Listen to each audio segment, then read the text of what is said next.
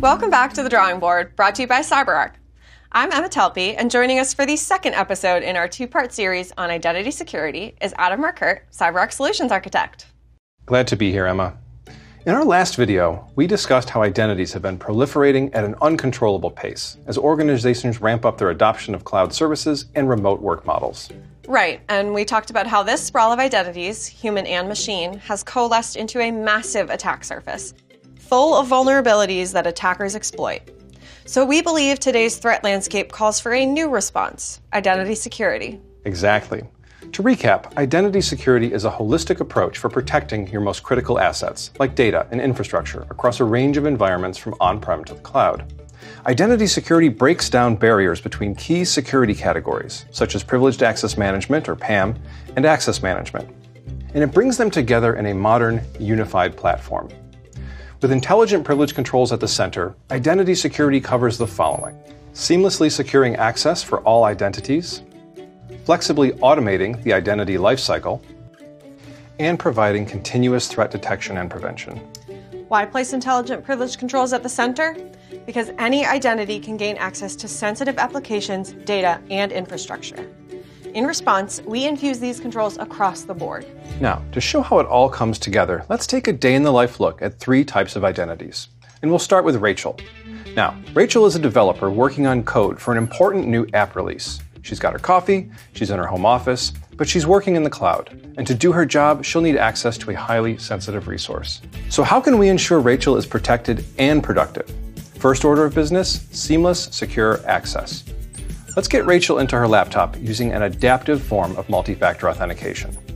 Okay, she's knocking at the door, and we'll compare that knock with historical data on Rachel's typical user activity. Not only will this help us ensure that Rachel is indeed Rachel, but if we see anything suspicious like multiple failed login attempts, we can prompt for additional authentication factors. Next up, let's apply those intelligent privilege controls from the heart of our framework.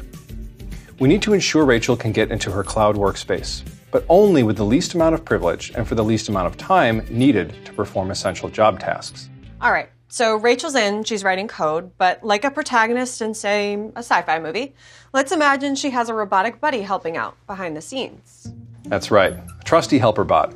So, while Rachel codes, the helper bot is performing automated tasks, like committing code to a repository, and that requires privileged credentials. Now, some bots have credentials embedded into their scripts for efficiency's sake, but that's risky. Attackers can find those credentials, move laterally, break in, and do damage. Using the holistic identity security approach, let's again apply intelligent privilege controls. We'll take the bot's credentials and place them in a tamper-proof digital vault, where they're automatically rotated. All set, helper bot. Now for example number 3, let's focus on a workforce user. But we can actually go back to Rachel. Because yes, she has privileged access to cloud infrastructure, but she's also part of a hybrid workforce, collaborating through web apps. Let's say Rachel just opened a browser tab for a popular project management app. Sure, it's an everyday task, but remember, in today's environment, sensitive resources can live virtually anywhere, not just with privileged accounts. Perhaps Rachel's app contains a treasure trove of IP data. So, we'll once again apply a privilege control, session monitoring. Why? Well, if a bad actor from in or outside the organization were to guess Rachel's password and start rummaging around for files to steal, we would gain a click-by-click recording of their bad actions. And while we're at it, let's apply another control for double-checking that the person who initiated this app session, Rachel, is still the one who's using the application. Good call. Now, as we wrap up, let's take a quick look at our third identity security pillar. Now back to our protagonist, Rachel. We'll fast forward 6 months to a bittersweet moment. Rachel accepted a new job at a new company. We wish her well, but we do need to ensure her access and permissions are shut off at just the right time. And we can do this on time and free of human error by applying lifecycle management controls from our flexible identity automation and orchestration pillar.